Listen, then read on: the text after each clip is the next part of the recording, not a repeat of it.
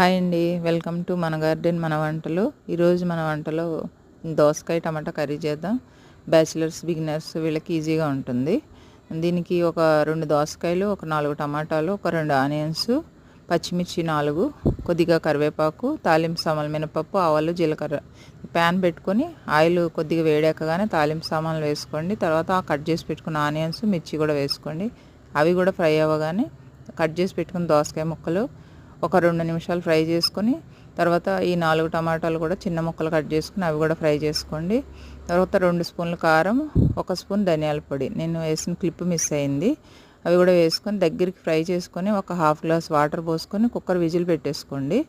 ఒక విజిల్కి curry ready అయిపోతుంది, ఫాస్ట్గా అయిపోతుంది. ఈ వీడియో మీకు నచ్చితే ఒక లైక్ ఇవ్వండి, షేర్ చేయండి, సబ్స్క్రైబ్ చేయండి. Thank you.